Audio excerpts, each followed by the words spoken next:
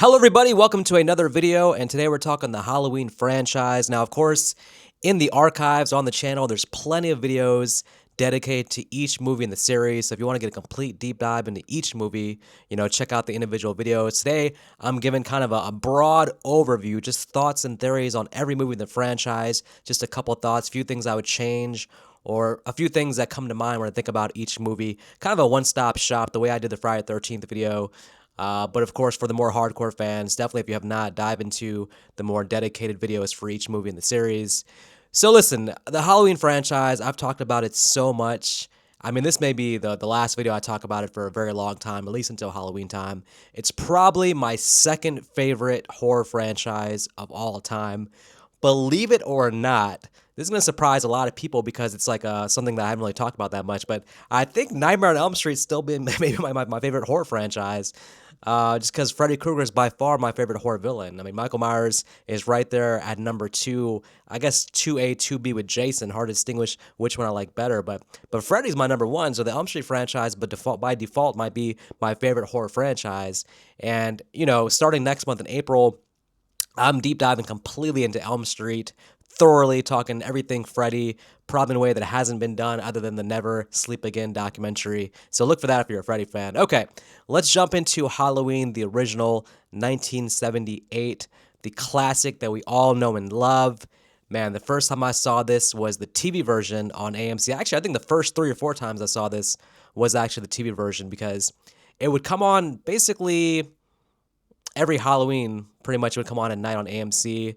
So I'd get home from trick-or-treating, time to open up the candy, see what candy I got. You got the mix of terrible candy, like, I don't know why people give out Tootsie Rolls, lollipops. No, we want Snickers, we want Twix, we want Kit Kat bars. So you separate the bad candy from the good candy. That's what I used to do. And you threw out all the candy where the wrapper was already open because it just seems very suspect. Even that, as a kid, I knew that. But while unwrapping the candy, gorging in, eating what I could, because at a certain point, my mom would come in the room and cut me off or make me basically save candy for future days. Otherwise, maybe I'd eat it up, the entire bag of candy that night. So while doing that, I would watch Halloween, the TV version. So for me, the TV version was initially synonymous as the definitive Halloween. That's what I thought the movie was. It wasn't until I saw it later on the video that I realized that the real version is quite different than the TV version. So I have a strong, strong connection with the original Halloween for a long, long, long time. I would rank it always as my favorite horror film of all time. I still think it's genuinely a masterpiece, a classic. I think John Carpenter does so much with so little here. I mean, the guy had a $300,000 budget, and he's using lighting tricks, cinema tricks, the way he's framing Michael Myers, keeping Michael Myers in the background, the way he's using the music. He's using all sort of the tricks of the trade, just like a true craftsman, master of the craft are at work, making that $300,000 budget, maximizing it into basically one of the most influential horror films of all time. If you think about what Halloween did, all the 80s slasher films, Friday the 13th, all that stuff has a lot to owe to Halloween, to a point that Sean Cunningham even said basically to his writer Victor Miller, like, hey, let's rip off Halloween. So you got Jason basically from that. Is Halloween the original in any way overrated? I've heard this before from fans online, and I think that one thing with Halloween is that if you are a younger horror fan who hasn't seen it, and you've taken in the entire horror genre over the last 40, 50 years, and you go back and watch it for the first time, I understand completely if the movie is a little bit slow paced. For today's audience, Halloween really is a slow burn. It really takes its time setting things up. There's not a lot of kills in the first half of the film, not a lot of gore, so you're mainly taking in a high appreciation for the suspense, the stalking, Michael Myers in the background, slowly stalking Laura and her friends throughout the day. So if you go in like kind of thinking of more almost like a suspense thriller and not a slasher film, and that's going to sound crazy because Halloween, it's like the grandfather, the OG, like the highest level of a slasher film, but slasher films after Halloween became something different. They came more about the body count, the gore, less emphasis on the suspense. So the definition of slasher films as a genre pretty much has changed dramatically. And now you've seen the Scream movies, you've seen 500 sequels, of different horror slasher franchises where there's a lot of brutality, a lot of gore. So if you go back and watch the original Halloween, it's gonna seem tame. It's gonna seem like, hey, what is all the hype about? What is all the buzz about? I understand that completely. Things evolve and things change, but for me, I still go back and have an amazing time with the original Halloween. I still think everything about it is top notch, even by today's standards. And even if I said there was things about that were outdated, I'd still have to give it respect for in the moment of time it came out. Being a dominant, influential movie among your peers and having that much of an impact on the genre, you have to always get a high level of respect. So for me, Halloween is always going to be top of the line. Is it my favorite horror film at this point? Probably not. To be honest, I put it up there in the classics, but as I watch more horror films, I've come to realize that there's a lot of great, amazing horror films. I mean, this is amazing, but I also love Rosemary's Baby. I think Black Christmas is amazing. Invasion of the Body Snatchers, Texas Chainsaw Massacre. There's so many classics. I think Halloween is up there with all of them. Nightmare on Elm Street. So, okay, finer points now. We got the broad strokes out the way about the original Halloween, how influential it is. Broad strokes now, some things that maybe I would change or some thoughts that come to mind about the original Halloween. You know, in recent viewings, I kind of am curious about how Michael escaped Smithsgrove. We cut to Loomis and Miriam kind of pulling up, and all the prisoners are sort of just in the yard, just walking around. She comments like, do they let them walk out like that? So clearly something happened. There was an escape plan made there. Now, it's not important to the plot of Halloween, like why or how Michael escaped. It's just he escaped, now he's back in Haddonfield. But it'd be nice to get some more background on what happened there. Like, how long had Michael been planning that? What was his plan?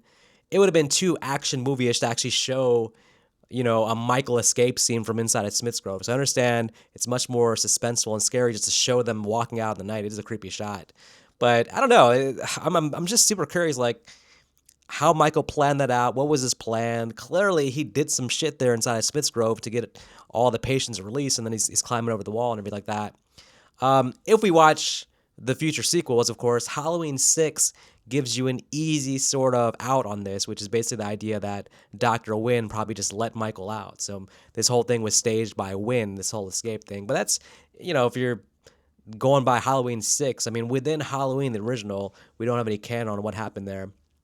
Okay, what else about Halloween? Well, as much as I like Laurie Strode, I do hold her accountable for some of this movie because on rewatches, when you watch with a critical eye, it's hard not to wonder why Laurie doesn't react more during the day to this strange man in a mask that's following her everywhere. I mean, she sees him, you know, outside her school, clearly looking at her. She then sees the same guy with a mask, you know, by the bushes when she's walking with Annie.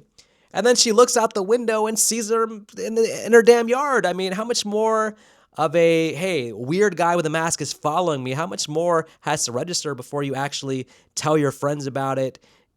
Forget tell your friends about it. There's one critical moment that I think that could change the entire story of Laurie Strode and maybe save her friend's life and save a lot of people's lives. We factor in Halloween 2 as well. Throughout the movie, Michael's been stalking her, and you know. By the way, let me mention this. I've seen some in the comments sometimes say that, hey, you know, it's a guy in a mask, so it makes sense that, you know, it's Halloween, so she's not going to be suspicious. She's just going to think it's someone messing with her. Like, no, I'm sorry. Halloween time is kids in masks trick or treating, or there's Halloween parties at night where adults are dressed in costumes. She, from morning time, is seeing a strange looking man in a mask. And then throughout the day, he keeps showing up where she's at. That's not some dude on Halloween messing around with her. That's like very, like, that would stand out. Even at this time, 1978. Remember, this is one of the appeals of Halloween is that this is a movie about horror in places where they don't expect horror. So in middle-class suburbia, it's the kind of neighborhood where you probably leave the doors unlocked because you just don't expect anything crazy like this to happen. You know, it's the 70s. They're not quite aware of all the 80s slasher movies yet, so there's not a self-awareness built in these characters' heads, so I understand that completely. But Laurie sees this guy throughout the day. It's clearly registering on her when she looks out the window and sees him that, hey, something weird's going on here. So then, when she and Annie are driving to the Doyle house, they stop, of course, at the store where they run into her friend Annie's father, who's Sheriff Brackett. Now, this is a big thing to me because she has access to not only the police sheriff, but the police sheriff is a friend. Like, she's a friend of the family. So they drive up, they talk to Brackett. Brackett explains to her, to Annie and Lori, that, hey, somebody broke in, they took a rope, they took a mask, they took a mask, they took a mask. Lori, this is your time just to like offer up to Brackett, like, hey, I've seen a guy with a mask throughout the day who's been following me, who keeps showing up where I'm walking, showing my yard. Brackett would be like, hey, what do the masks look like? They would put that together with which mask was stolen from the store. You can very easily kill this whole Michael Myers bullshit in just a few minutes of Lori having a conversation with Brackett. So what happens then? Okay, Michael's still on the loose. Yes, but Brackett knowing, hey, he's been following Lori, he's going to put extra security with Lori and Annie, or he's going to tell them not to go do their stupid babysitting thing. He'll raise Annie's allowance so she doesn't have to babysit, and the whole thing changes. But Lori chose to keep that to herself, and I'm not blaming her for her friend's death. I'm just saying that I think a lot of people would have maybe mentioned the sheriff at that point, hey, this has been happening all day. It's a little bit weird. You're saying a guy broke in and stole a mask. I don't know. It would basically make the whole second half of the movie pointless. So I understand that in no way that could actually happen. We wouldn't even have a damn franchise. But it kind of stands out when you think about it from like a character standpoint, why she didn't tell Brackett, a family friend she can confide in. Okay, for me, this may be popular or unpopular. I don't know if I've ever talked about this specifically. I would actually add the TV scenes back into the original.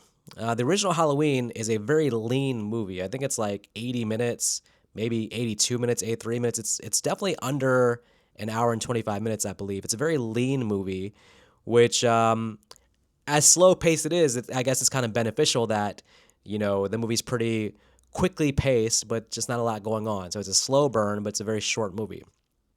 That said, I like the TV scenes a lot. The whole thing with Loomis trying to petition the board to not let Michael get out, it does add a lot more context, and to me makes Michael even a scarier figure in the first movie. Loomis's job in the first movie is to hype up Michael to the audience. Let the audience know, like, hey, you haven't really seen him unleashed yet, but I've been warning these assholes for years that this is evil incarnated, evil in human form. And his speeches, his monologues, the way he fears Michael is supposed to transfer into the audience's brains. Like, oh my God, this dude's so scared. This Michael Myers must be a serious threat. The whole board scene, that would add to it. So I would throw that in there. I like Lori and Linda just having that conversation where Linda's trying to borrow her dress. And I think that's just like fun character stuff. It just adds to the character development. You want, in this movie, where you only have a few death scenes, you want to care about the characters as much as possible because you're only getting a couple death scenes. So when those characters die, you want to care for them as much as possible. And Annie gets a lot of screen time, so she's so well developed that you really do care about Annie by the time she dies. I think Linda could use some more, though. And that scene with Linda and Lori after school, a deleted scene that was in the TV version, I think that would go a long way as well. So I'd actually put the TV scenes back in. I think maybe, again, this is maybe somewhat nostalgia talking because, of course, again, I sort of grew up on the TV version. That was the version that I knew as what Halloween was until I saw the regular version. So I was just kind of like, on the first watch, Rivers like, hey, aren't there some scenes missing here? And then you find out that, oh, that's different. And then you find out, oh, there's a DVD release of the TV version, the extended version, they call it. Okay, so, but I like the TV version a lot. So, there's always a debate about, is Michael human? Is he more than human? What is Michael? What's represented in the first movie? What was Carpenter's intention? All those things are at play here in the first movie. And I think for the people that think that Michael is just human, obviously that's not the case. He's the shape. There's more going on there because Michael takes enough damage in the first movie, enough damage that I think it's hard to sort of come to a conclusion that Michael is just a normal human being. You think about the shots he takes, the hanger in the throat, he gets stabbed at one point by Lori.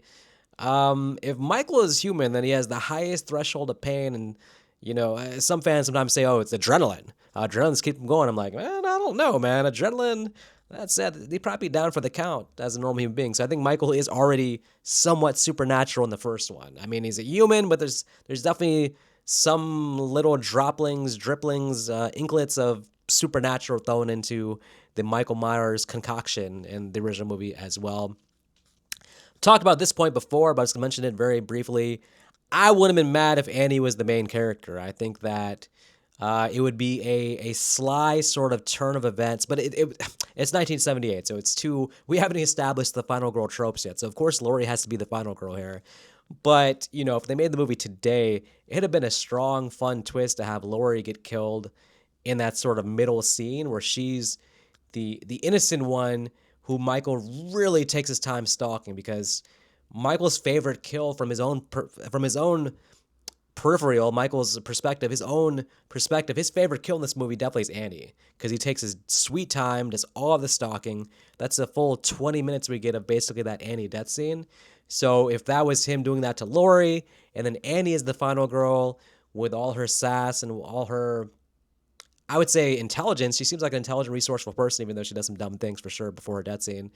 I would have loved to see how Annie fared in those final sort of chase scenes with Laurie, but it just 1978 was too early to do that kind of subverting of expectations. You had to have Laurie as the final girl and establish the final girl tropes, but you could do it now, and I think it's been done before in certain things. Actually, it was done in sort of one movie later in the franchise that we'll talk about as well. I think it's also got for the first movie. The first movie is a 4-star movie by most accounts for most people, so there's not that much I would share. Oh, well, one thing I want to mention too is like when Laurie and Annie are driving to the Doyle house to babysit. Why does it take so long for them to get to the Doyle house? I don't understand. Like they start out driving there in the daytime, and then they cut to it's like nighttime. I'm like, isn't this all the same neighborhood? Like, I mean, at the beginning you show Laurie walking with Tommy. So Tommy's walking, so it's like, huh? Like Tommy's school is nearby. She's walking him. Like the school, everything's within walking distance. Why would the Doyle house be like across town, like on the other side of Haddonfield? I don't know if like the proximity of the movie makes sense. Maybe if they stopped somewhere on the way to the Doyle house, they stopped at a restaurant and ate for a while and then got back in the car. Maybe something like that. So I guess we can put that in there. But it takes them a long time to get to the Doyle house. All right, let's move on to Halloween 2. The success of Halloween 1 was, a shock to everybody involved, essentially. I mean, they had no idea it was going to be that big of a hit movie. So, of course, Halloween 2 was on the table, which befuddled and confused one John Carpenter, who thought Halloween should be a standalone film, didn't think there was anything left to tell in the Michael Myers story. Little did he know there would be many, many sequels continuing the Michael Myers story, but Carpenter was not really on board with Halloween 2. They got Rick Rosenthal to direct. And you had sort of a clashing of visions a little bit because Rick Rosenthal wanted to do his own thing with Halloween 2. But by having the movie literally take place right when Halloween ends, you pick up with Halloween 2, he had to sort of follow the Carpenter blueprint because the movies have to make sense if it's taking place on the same night. You can't really go that far out the realm of what Carpenter did because they have to kind of fit together as one long night. So, and Carpenter, of course, being a more powerful person in Hollywood and a much bigger director at that point, he was going to have more control over the final product there. So Carpenter's criticism of Halloween 2 appeared to be mainly just like, hey, I don't know what the hell to do with the story. I'm drinking a 6-pack, thinking about the script, and just came up with the idea that Michael Myers is Laurie Strode's sister or brother. Infamously, of course. The stories has made the rounds now that, the idea of Michael and Laurie being siblings is just, it's just because John Carpenter was tipsy and came up with this idea. There wasn't much to it. It wasn't some big planned out thing. The man probably had watched Empire Strikes Back and then got a 6-pack and just came up with this idea. So a lot of fans sometimes hate the sibling thing just because of the origin of it.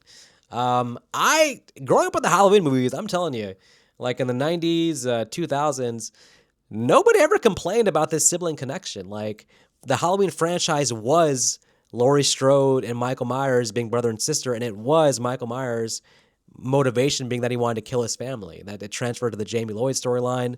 So I never heard anybody until the internet sort of put it out there that, hey, John Carpenter hates Halloween 2, and this was all like a drunken mistake, and like, let's restore the purity of the original. But the original is its own thing, but the Halloween franchise, for all intents and purposes, is about Michael Myers killing his family. So I've never had a problem with that. To me, that's what I grew up with. That's what the Thorn trilogy is about. That's what Halloween 2 is about. That's what H2O is about, Resurrection. So the new trilogy and like all the fans being like, hey, Halloween, Michael Myers, the purity of it, just have him not really have nothing to do with Laurie Strode. I'm like, I mean, I guess, but for me, it was never a big problem. But Halloween 2, that's like they're going with that direction, and the whole thing basically takes place in the hospital for the most part. And there's a lot of good stuff here. My complaints about Halloween 2 mainly are just that I think that it has the weakest group of characters. We have Dr. Loomis on the side doing his kind of side quest of trying to figure out what's going on with Michael Myers. You got really the dumbest thing in the movie probably is the whole Ben Tramer thing. I mean, I probably would remove the whole Ben Tramer thing altogether. The whole thing makes no sense. It makes Loomis look terrible. You got innocent Ben Tramers. Well, first of all, why is everybody wearing a damn Michael Myers mask? I mean, I mean, it's a very popular mask in this town apparently, but you got poor innocent Ben Tramer. Is he trick or treating? Because he should be Laurie Strode's age. Laurie Strode wants to go out with him like the next day. So why is he like he's carrying a bag as if he's going around trick or treating? Isn't he like 17? I don't know. But Ben Tramer's killed by a damn police officer who's coming down the road at 75 miles an hour in a residential neighborhood. Why was that cop going so fast? Who's culpable here? Who's on the hook here? Because Loomis distracts Ben Tramer and the cop has no reason to be coming in that hot, that fast. I mean, this is going to be a big ass lawsuit against the Haddonfield Police Department, and I'm all for it because Ben Tramer's has the most random, unfortunate, innocent. There's no reason for him to die. Michael Myers didn't kill him. He's killed by the damn Haddonfield Police Department in Loomis. So I'd remove the whole Ben Chambers thing. But my point is, Loomis is doing his side quest, but he only really has about 10, 15 minutes of screen time. So you got that. And then I don't know what was going on with Jamie Lee Curtis here. I mean, she was kind of done with horror films. She announced this was going to be her final horror film. She had done original Halloween, Terror Train, Road Games, Prom Night. So she was kind of a scream queen, but she wanted to move on. And she would, after this, with Trading Places with Eddie Murphy and Dan Aykroyd. But she was kind of, I guess, mentally either checked out or something, because if you have her, like, why wouldn't you give her a bigger role in the movie? She's very much sidelined here, comatose throughout the film. I mean, this is an opportunity to expand and develop the Laurie Strode character. A lot of people overrate the hell out of Laurie Strode as a final girl. Like, she doesn't have that much development in the first movie, and she has really no character in the second film. Like, she's a great final girl, but I mean, like, Nancy in Elm Street has way more developed than Laurie Strode as a character. Sidney Prescott has way more developed than Nancy, or than Laurie Strode as a character. That's because in their sequels, they expand upon the character. Halloween 2 does nothing to expand upon Laurie Strode's character. So I don't know if it was like a contractual thing. They just couldn't get her. She just didn't want to come back. And then she was like, I'll film for a couple of days. So they had to do something with that. But her not really taking on a main character role hurts this film a lot, because we have a hospital staff throughout the film who we just don't care about. When they die, they're faceless, nameless characters that I don't care about. In the first film, I cared about Annie.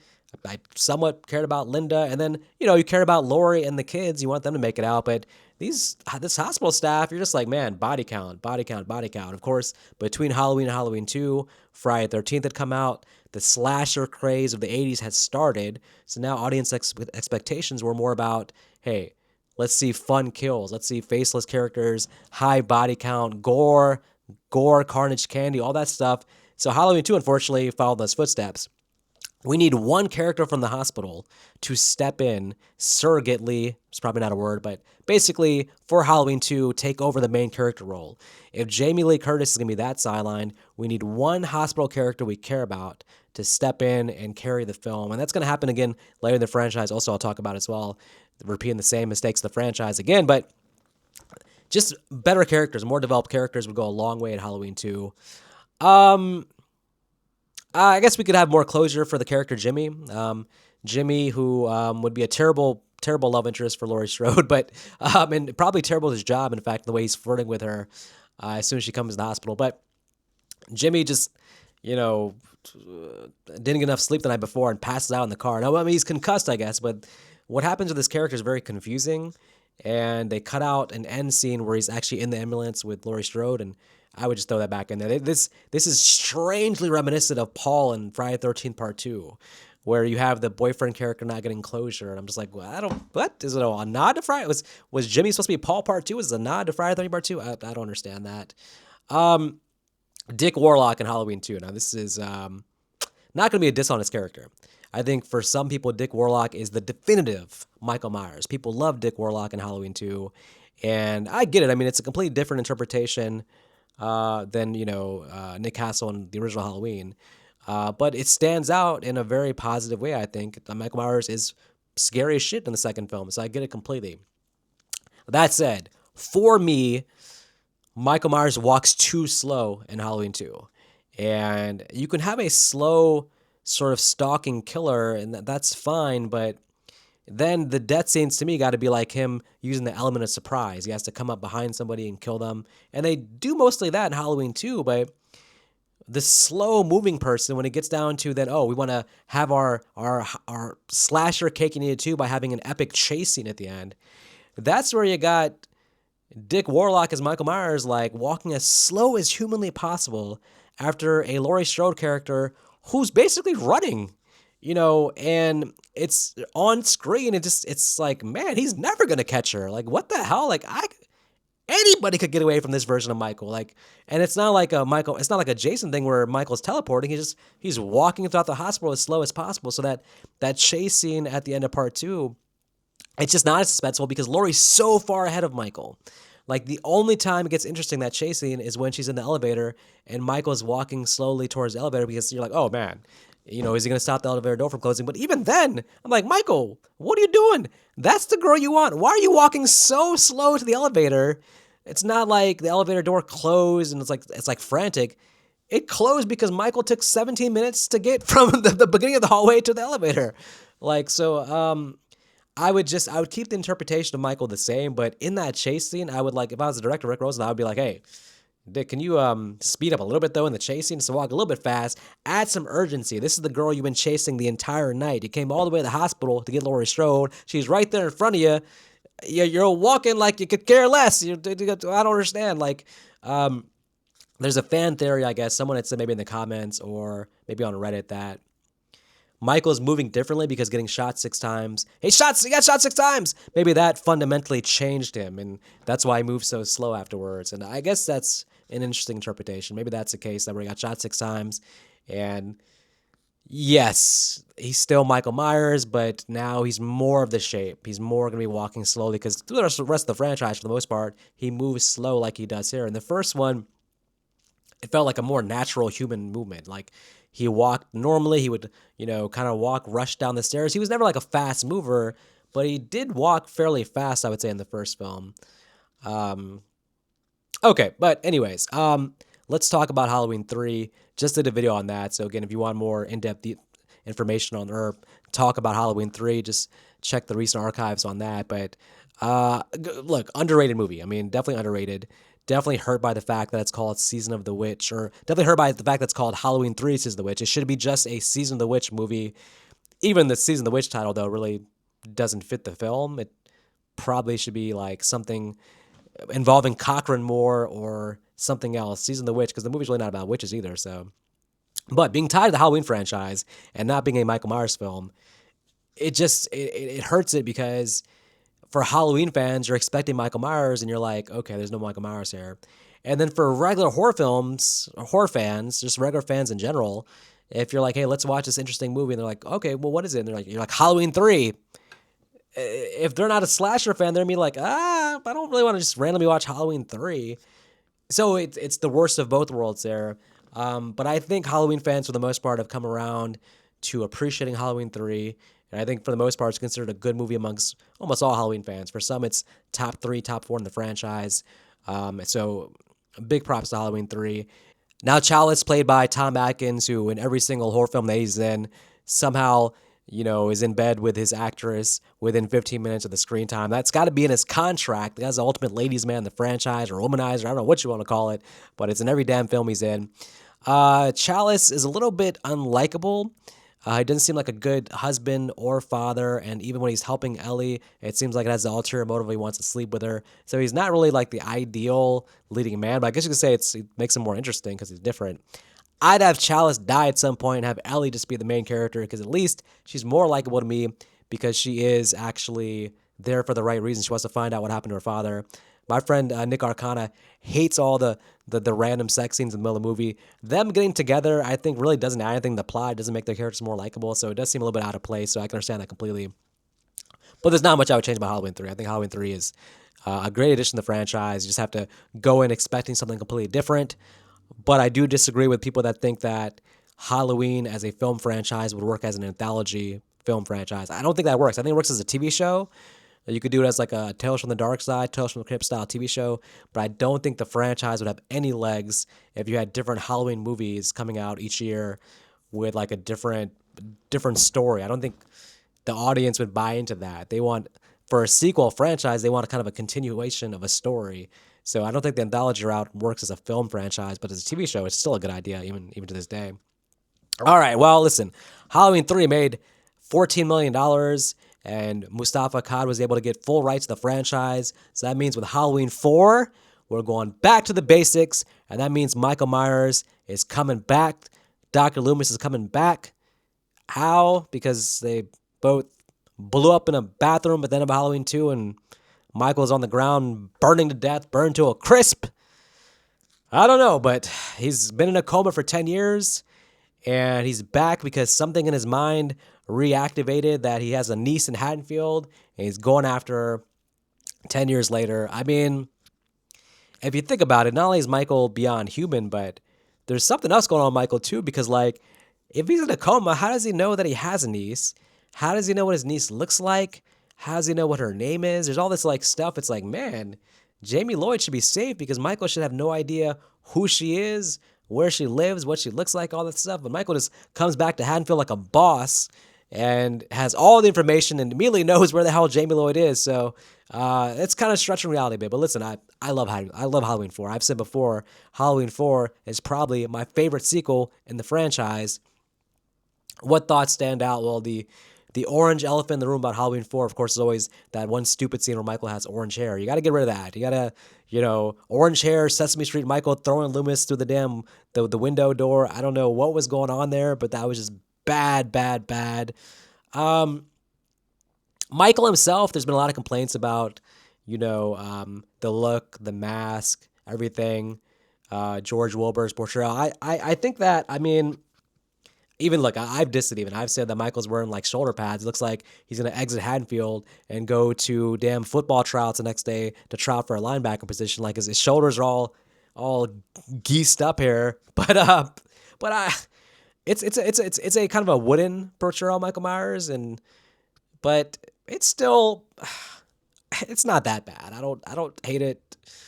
I don't like it either. I don't know. But if you could fix Michael Myers, if you had Halloween 2 Michael Myers hair, or even Curse of Michael Myers hair in Halloween 4, you probably have, for sure, everybody's favorite sequel of the franchise. It's just the one criticism that always stands out about the film.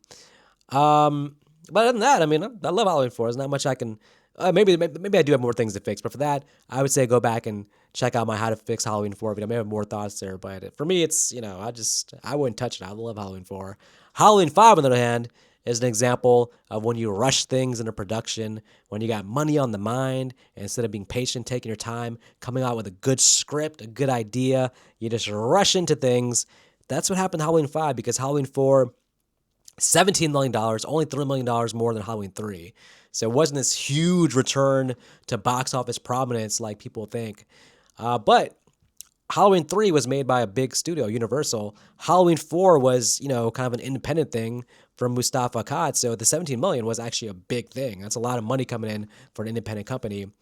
So 1988, Halloween 4, by the time it comes to video, they're already in production for Halloween 5, rushing to get a Halloween 1989 release.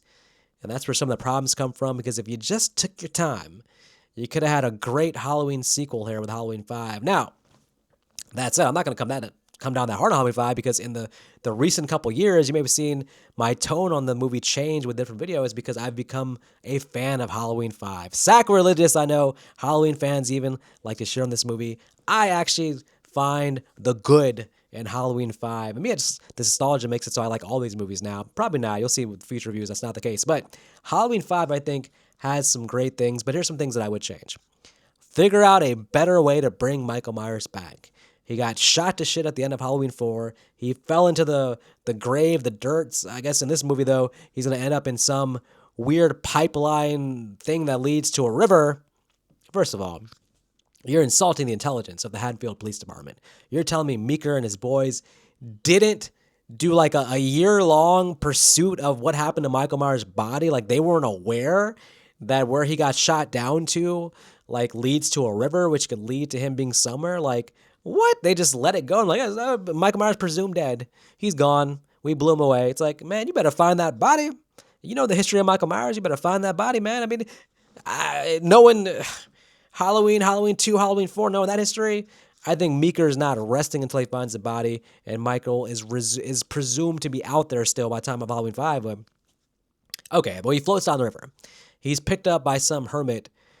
This hermit lives, right outside of Haddonfield or in Haddonfield. He hasn't heard of Michael Myers. He hasn't heard of a mass serial killings in the local Haddonfield. Guy with a mask walking around with the knife killing people. He takes that guy in and nurses him back to health. What are you thinking, hermit? I mean, maybe he's not thinking, but what's the plan here, man? You arrest him up in your bed, bed and breakfast, give Michael Myers the Motel 6 treatment, free HBO. Michael Myers just resting up, watching, Murder, She Wrote all year. I don't know.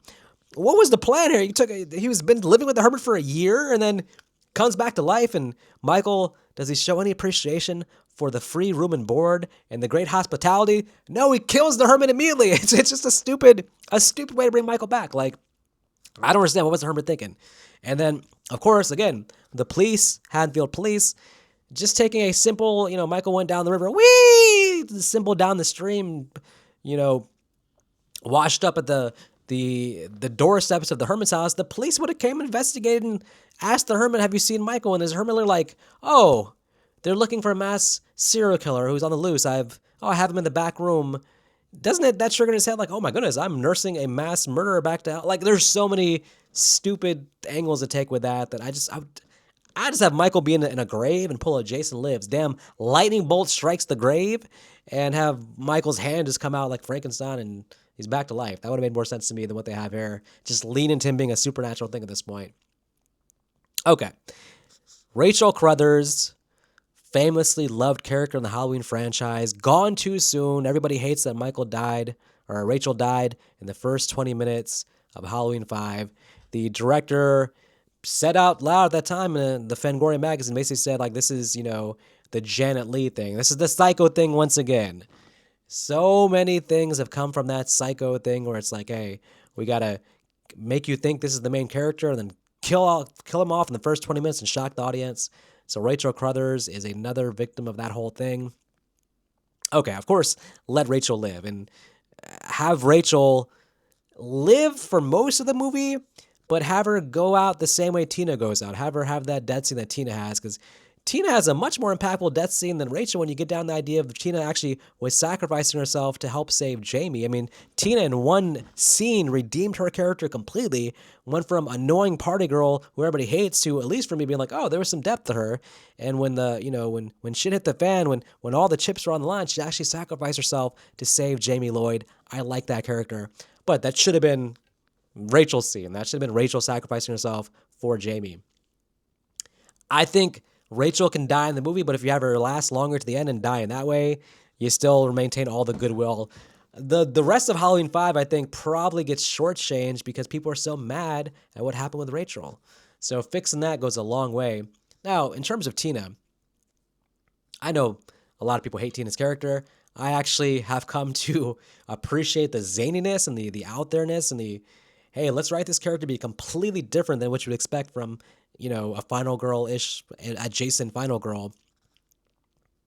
I would maybe get some more closure with Tina's character because in watching that, it's really not that clear if she's dead or not. I mean, she's stabbed by Michael, and they cut her on the ground, and she's moving about, withering about. It reminded me of Kirby in Scream 4, where Kirby gets stabbed, but then, Hayden Panettiere was like, she didn't want to get killed on screen, so she's still looking like she's alive there. That's what they did with Tina. They showed her kind of withering about.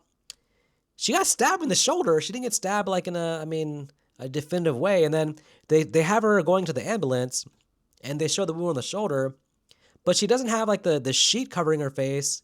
She's being rolled in as if she's still alive. So it looks like she passed out and they're taking her to the hospital, but we never get any closure on Tina's character. But to my knowledge, she might be alive, honestly. I mean, obviously, Halloween 6 would never mention her again, but that would be nice. Speaking of Tina, why is this character not Lindsay Wallace? You had Rachel in part 4 had a friend who looked exactly like Tina. It was named Lindsay Wallace, or who was the Lindsay Wallace from part 1. Did the makers of part 5 not watch part 4? If you're going to have that exact type of character and have her an established friend that makes sense, it should be Lindsay from part 4. So I don't know. That's just very lazy. And maybe that's, again, one of those things when it's rushed into production that way that you get that result. Listen, Men in Black, you got to get rid of them. Got to take out the Men in Black. You can't put that in this movie and have no payoff, have no idea what it is. The Halloween 5 director, he was saying it like it was like a compliment. He was like, I left a lot of room there for the future, the part 6 people to come in and do what they want, but that was conscious to make sure that they could do what they want with the character. I'm like, that's not a good thing that you have a character in a movie that has no explanation, no backstory, no rhyme or reason. That just leaves the audience confused as hell. And this movie came out in 1989. Part 6 didn't come out until 1995. So you have 6 years of this ending and this Men in Black thing making no sense. If Part 6 would have ignored the Men in Black thing and went in a different direction, I would have understood completely. Because who the hell is breaking Michael Myers out of jail?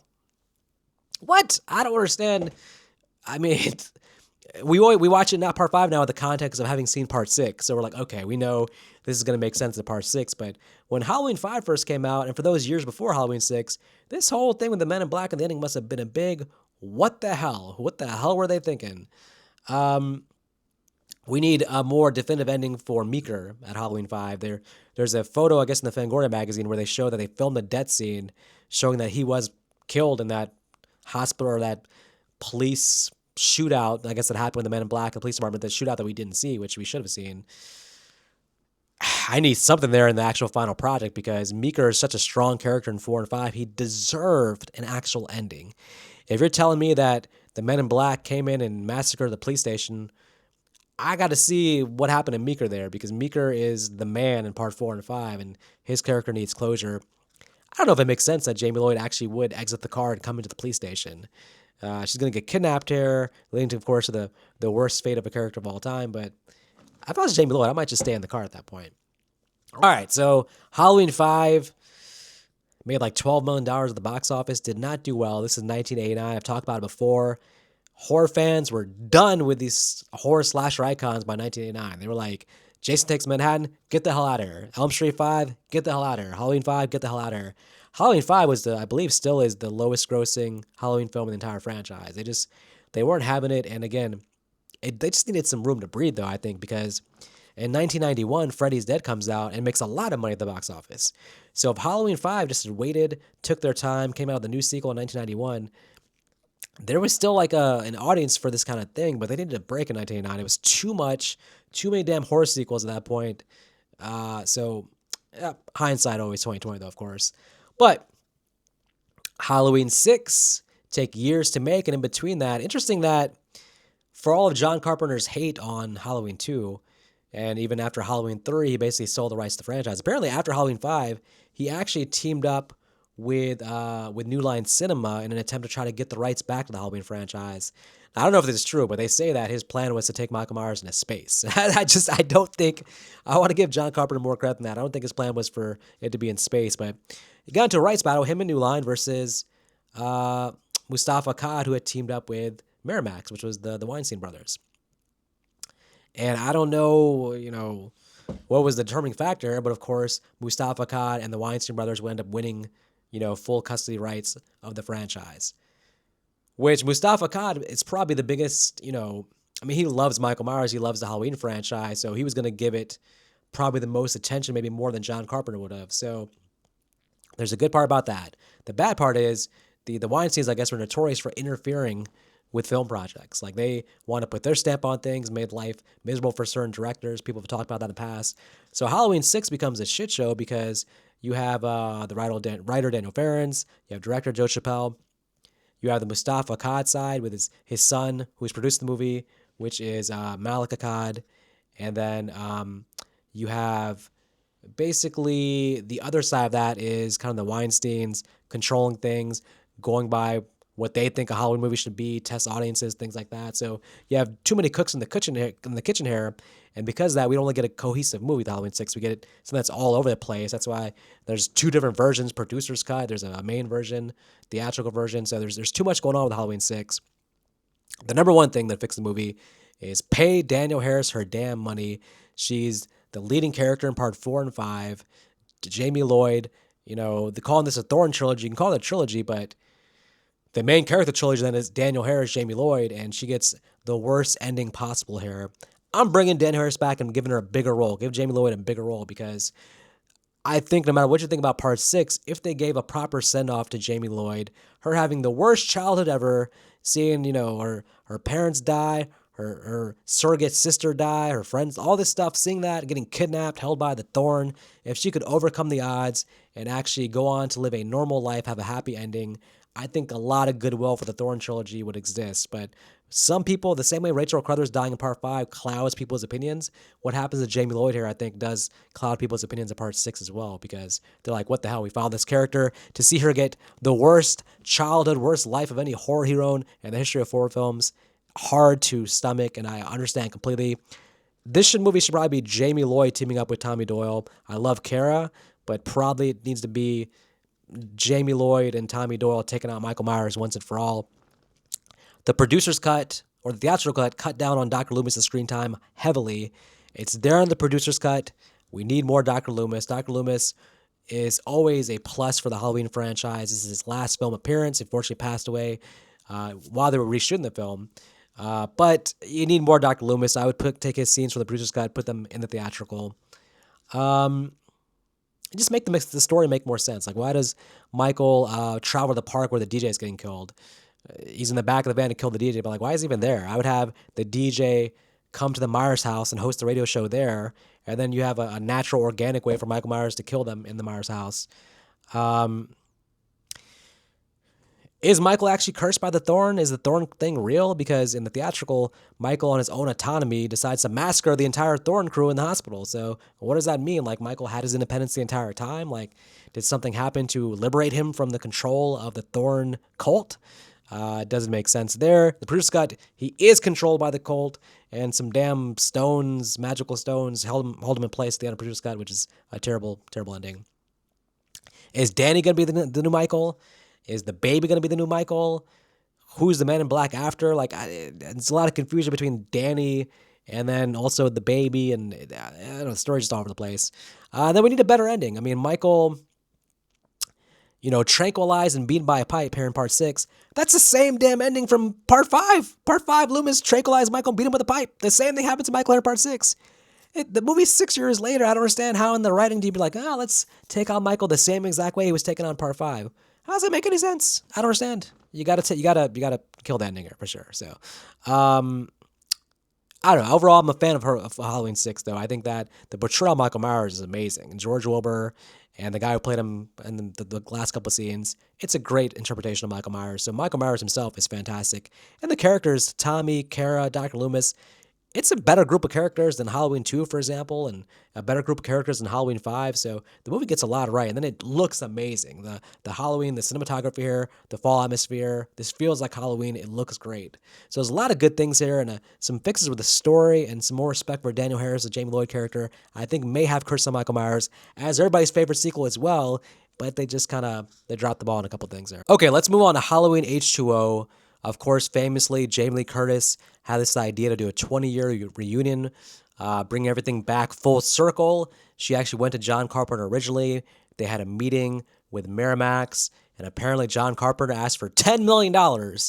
Said it was, he felt like he hadn't been properly compensated over the years for the original Halloween movies and stuff. So asked for $10 million, and Miramax was like, nope, see you later, John Carpenter. And Instead, we got Steve Miner directing here, who actually had made, oddly, Friday the 13th Part 2 and 3. Would Halloween 2 have been much better with John Carpenter? I think probably so. I mean, it'd be different, though, very different. At that time, John Carpenter probably was not making his peak movies. I think instead of Halloween H2O, he went to work on Vampires, which some people love, some people hate. But I mean, I like James Woods, but oh man, I'll tell you what, Halloween H2O has a lot going for it. I mean, I think that it's a nice, lean 80 minutes. There's a fun factor here because it's a very fast-paced movie. Jamie Lee Curtis gives an amazing performance. This is my favorite interpretation of Laurie Strode, my favorite Jamie Lee Curtis performance. That's all good and great.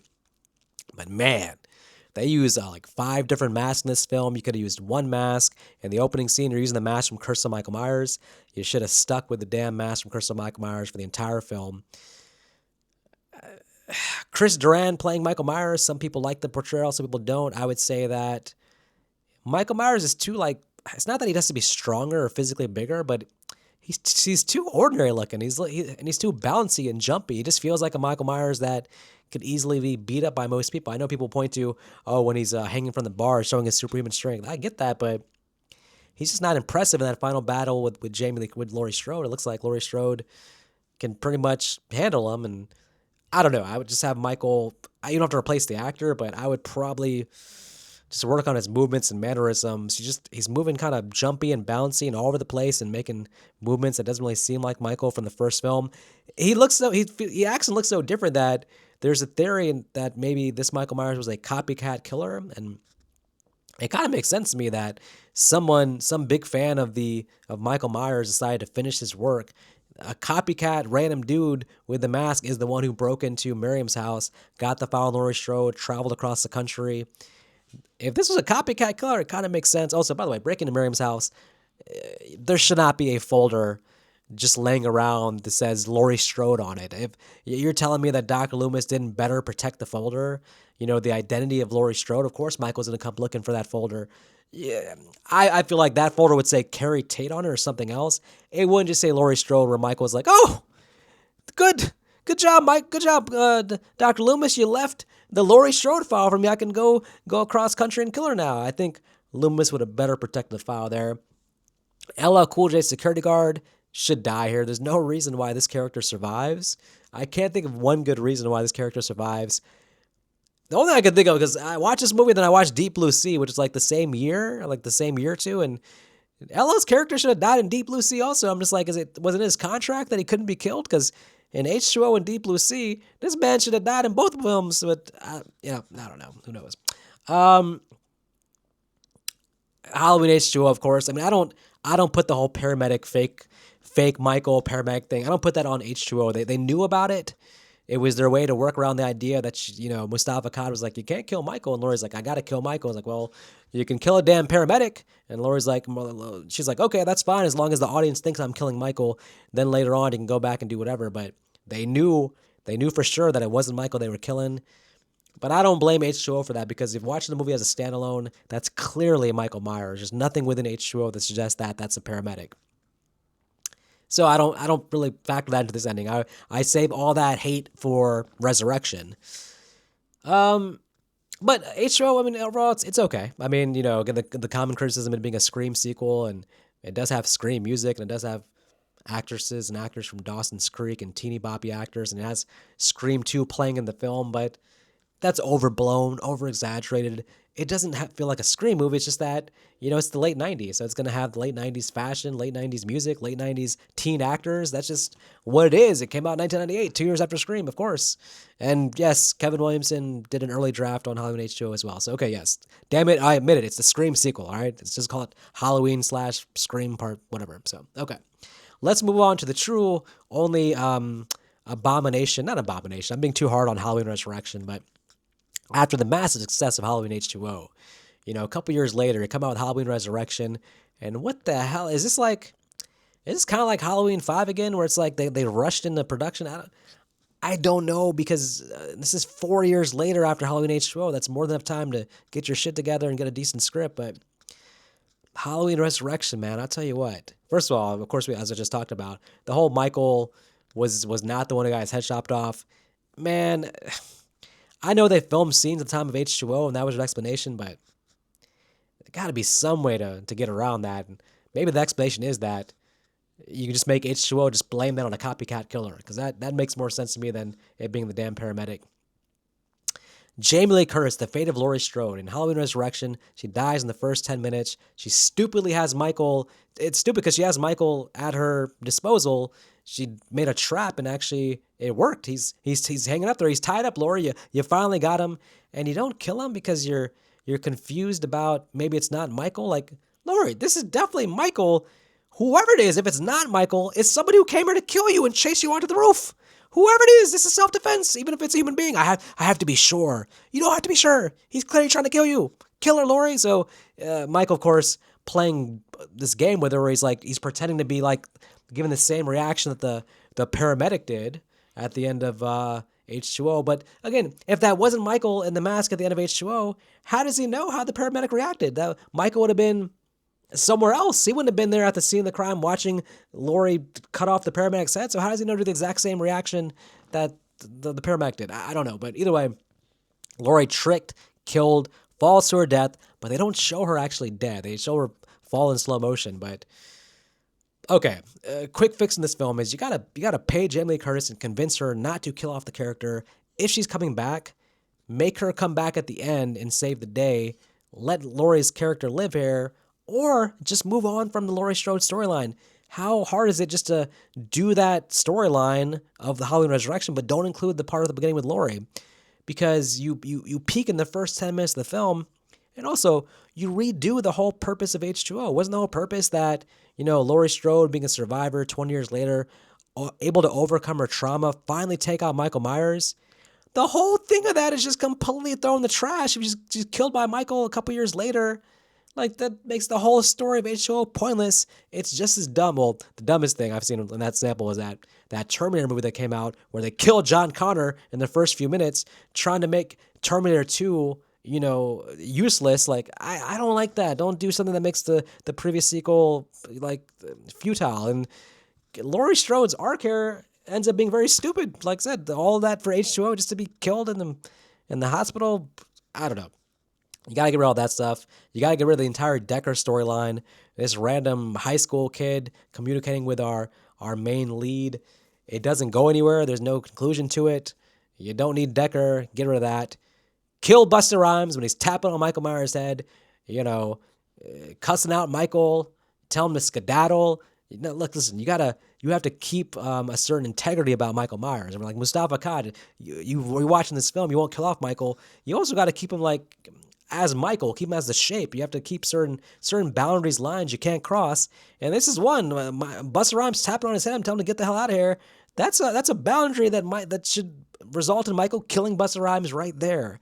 That's messing up the character, man. You got to kill Busta Rhymes there, and then the character of Rudy should take over Busta's role. All that stuff at the end, with Sarah and Busta should be Sarah and Rudy, because Rudy's actually been a good friend. He's killed for no reason. He gets it worse than anybody in that damn kitchen scene with all the knives.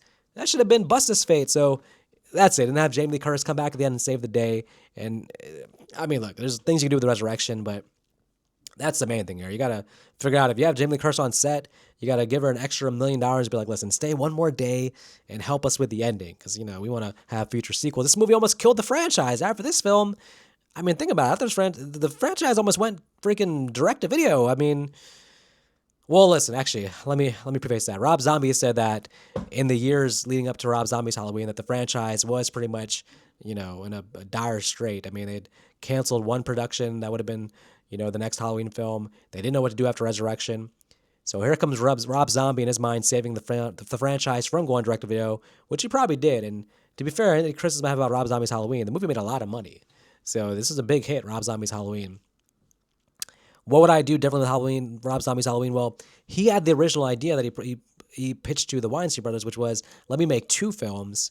The first part is going to be Michael Myers in his childhood. That would have been him in the hospital with Loomis, all the stuff we see in the first half of Halloween, Rob Zombie's Halloween. That would have been one full movie. And then the second film, part two for Rob Zombie, would have been, now seeing adult Michael Myers in Haddonfield years later doing his thing. The Weinsteins rejected that, but that's really what we need here, because the most interesting thing, Rob Zombie said himself, he's been told by people that, you know, the most Rob Zombie feeling of the movie is basically the first half of the film. And although the first 10 minutes have so many damn cuss words and so much potty mouth that it kind of can be a turnoff, he's doing something different at least. I mean, everything with Michael in the hospital is unexplored territory. And the kid actor they had play Michael in Rob Zombie's Halloween was a great kid actor. Honestly, he sold it very well. I believed him as Michael as a kid. Yeah, Malcolm McDowell doing a good job as Loomis. Spend that entire first movie of just Michael as a kid. You can throw him doing random death scenes in the hospital, but make that the entire movie would have been beautiful. And then Rob Zombie's Halloween 2, you could have then had your first adult Michael Myers, Rob Zombie vision. And listen, maybe it would have been the same as what we got with Rob Zombie's Halloween 2, but I just think it would have improved a lot with Rob Zombie's Halloween just to have it focus on the kid character. Speaking of the kid character, do I hate that he's giving Michael a motivation? Michael in the Rob Zombie movies has a traumatic background, terrible childhood, getting bullied at school. The Shape, as we know, of course, is just evil personified. There's no motivation, no rhyme or reason. He's not that way because of a bad childhood. He's evil, right? So that's Michael Myers. Now this is a different interpretation, and I think it's okay, but I would just have it be a little bit more wild though. I'd have like Michael not just kill the bully, but stumble upon the bully bullying somebody else, kill the bully, but then also Michael kills the kid that was getting bullied. Now it's just like all over the place. Like what the hell? Like oh my goodness, like this guy is still just evil personified. You don't want to sympathize with Michael Myers in my opinion, but I would do that. I would have the whole thing focus on him in the hospital with Loomis, build out the characters there, and then I think it builds more goodwill also for Halloween 2, Rob Zombie's Halloween, which did not do good at the box office. For as much as a hit movie of Halloween 1 was for Rob Zombie, Part 2, I mean, I think My Bloody Valentine in 2009 made more money than Rob Zombie's Halloween 2. And it came out the same weekend as I believe The Final Destination. The Final Destination, which is Part 4 of that franchise, the worst of the franchise, still blew away the box office for Rob Zombie's Halloween 2. I won't say that much about Rob Zombie's Halloween 2 just because I haven't watched it recently. But I remember not liking it, but I've been told that it's some kind of misunderstood, maybe Rob Zombie masterpiece. But the thing is, I have to confess, I'm not a big fan of Rob Zombie movies in general. So I don't have any really strong feelings about House of a Thousand Corpses, Devil Rejects. So his whole entire style of filmmaking for me doesn't really do anything. And his Halloween movies, I think, are all about the idea of can you separate them from the original franchise, and do you want to see Michael Myers interpreted through the lens of the Rob Zombie style? If you're on board with that, I think you get a lot out of it. I do like the movies Rob Zombie's Halloween and Rob Zombie's Halloween 2. I don't hate them. I treat them as almost like separate from the franchise. They're different things for me. Okay, well, after Rob Zombie's Halloween 2, the franchise legitimately again was going direct to video. Again, they had written a sequel that was going to be, I think it was, maybe, what was it called? Halloween, it might have been Halloween Returns. I don't know, but thankfully, Dimension messed up and lost the rights. And, I believe, Blumhouse got control of it and all that and everything. Or I should say Miramax lost the rights. Blumhouse came in and convinced Jamie Lee Curtis to come back. And Halloween was setting the box office on fire again with Halloween 2018. If I'm talking about Halloween 2018, I've done a lot of talking about that movie in the past, but I'll just give some brass tactics about the movie. It's overall a good movie. Seeing the new Scream movie actually gave me a higher appreciation for Halloween 2018 being executed better than I expected at that time. I would have Laurie Strode involved in Michael Myers escaping. So I'd get rid of the entire Sartain thing. Forget Sartain. No more Sartain. Kill Sartain. Get rid of Sartain. Having Laurie think that she's like just being there to help protect the idea of Michael escaping. She's like just watching over things to make sure Michael doesn't escape. But then she does something, whether getting to in a car accident on the bus or she does something that inadvertently causes Michael to escape. That would add a whole new layer to her character in the film. Like, man, her obsession with Michael is the reason he came back. She caused it. If she hadn't gone there and did whatever, he would just have been peacefully transported. Have that be the reason that Michael escapes, I think would make the movie amazing.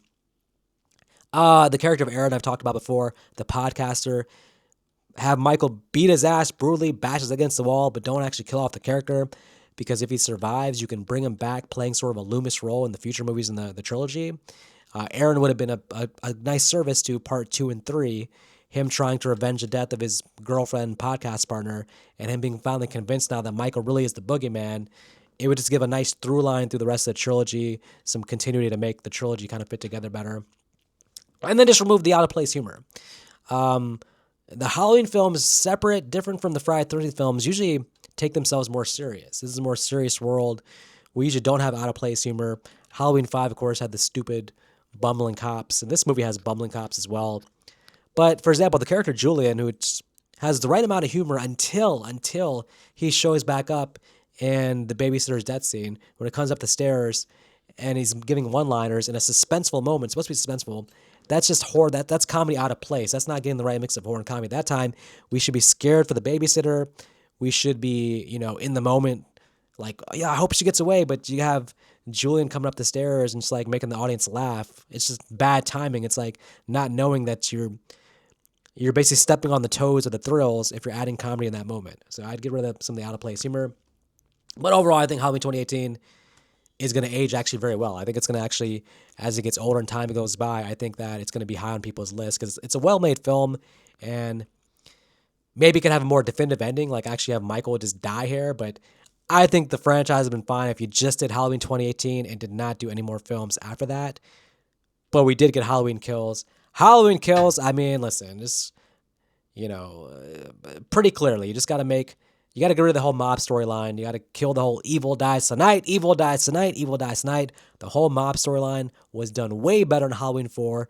We don't need it here. That whole scene in the hospital where they chase down the wrong guy and they accidentally kill him, that feels like a completely different movie than Halloween Kills. That feels like a scene from a different film trying to send a message that doesn't click at all, not going over the audience's head, but being so stupid that the audience just like, what message are you sending here? There's no payoff to it. It's a dumb storyline. Get rid of all the mob stuff. All the Evil Eyes Tonight has to go. You're bringing back Tommy Doyle.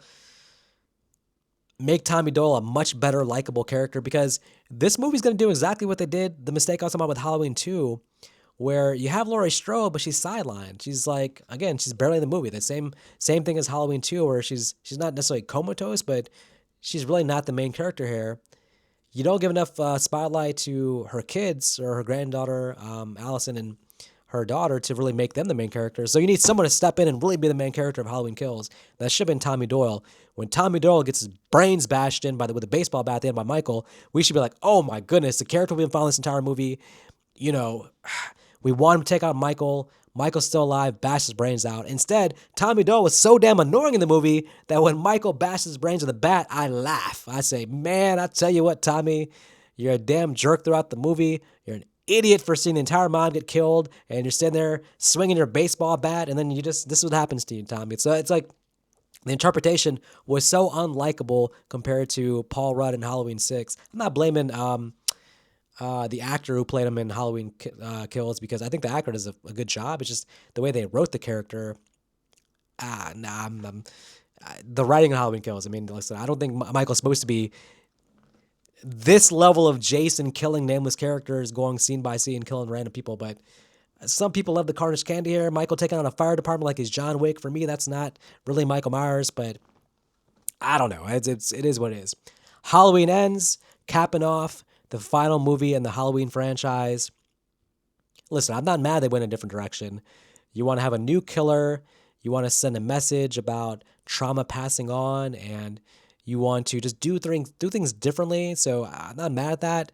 I just think they were half. You can't be half pregnant with this idea. You got to go fully commit to it. You need to make Corey really the main character, and the ending honestly should have been, Allison and Laurie Strode teaming up to take out Corey. Corey should have been the new Michael then. This movie, Halloween Ends, does not need Michael Myers. That's, I know I said with Halloween 3 that it really doesn't work without Michael, but with this storyline, the treatment of Michael's place here, Michael's role in the movie is just not needed. I mean, I don't know. I mean, he didn't die in Halloween Kills, so you have to have him here, but you kind of just like, it's the weakest version of Michael, the whole Corey beating his ass in the sewer, the most embarrassing moment in the franchise for Michael, right above getting beat up by Busta Rhymes. That's taken number one, is Michael getting beat up by Corey in the sewer. Corey couldn't beat up the damn high school bully, but is going to punk out Michael and take his mask, whatever. But and then you're shoehorning this Michael Laurie fight scene at the end, which just makes no sense. Like, this is Corey's movie. Let Corey have the ending. You kill off Corey unceremoniously. This should have been Corey Nallison's ending here. Just have that focus. Michael versus Laurie at the end feels like, oh man, we put this in the trailer. We promised the end of the. We're remembering now. This is the end of a trilogy, so we got to go back to Laurie and Michael, and it's not earned in this film. Okay, the franchise is what it is. It's made a lot of money throughout the years. It's told a lot of Michael Myers stories. Is the franchise dead? Absolutely not. They're going to come back probably, I guess, in 2020. See, I would think 2028 would be a year to bring back the franchise. It'll be enough time removed from Halloween Ends where you can kind of start fresh. But how do you start fresh? I have some ideas in other videos about what to do with the Halloween franchise, but I think you have to move on from part one. And what I mean is, like, don't remake part one. Don't revisit that. Don't do any kind of remake. Don't tell those events again. If you want to have a sequel take place in the 70s or 80s somewhere, that would be perfect. But I would just have a new group of characters in Haddonfield. Michael Myers is a legend. You don't only tell the events of Laurie Strode, but just in the town, Michael's a legend. Don't explain it more, and just have Michael and Halloween stock a new group of characters. Get back to the basics. Keep it simple, but you got to move on from this whole Laurie Strode thing. I don't think we need to see the character of Laurie Strode ever again, to be honest. And recasting Loomis again, I'm okay with it. Do something different with Halloween. Move on. Doesn't mean we send Michael Myers to space. Doesn't have to go to Manhattan. But I don't think you got to do something different here. And whatever you do, the new movie comes out. Do not call it just Halloween. We don't need Halloween 1978, Halloween, Rob Zombie's Halloween, Halloween 2018, and then again Halloween 2028. Give it a damn different name. Halloween Returns, The Return of Halloween. I don't care what it is, but it just shouldn't be called Halloween. I hate when movies do that. Okay, anyways, this is my thoughts on the entire franchise. Again, if you want more detailed thoughts on each individual movie, I have a video for each movie in the archives. I've talked Halloween. May say as much as can be talked about. This may be the last Halloween video for a very, very long time, but I wanted to give a one-stop shop for a lot of my Halloween thoughts in one video.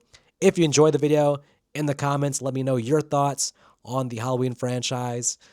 Whatever you want to talk about is all good. And of course, hit the thumbs up button, the like button, and subscribe if you're not. And remember, next time, we're going to be diving to the Elm Street series with as much detail as I've done the Friday the 13th franchise and the Halloween franchise. Until then, you guys take care.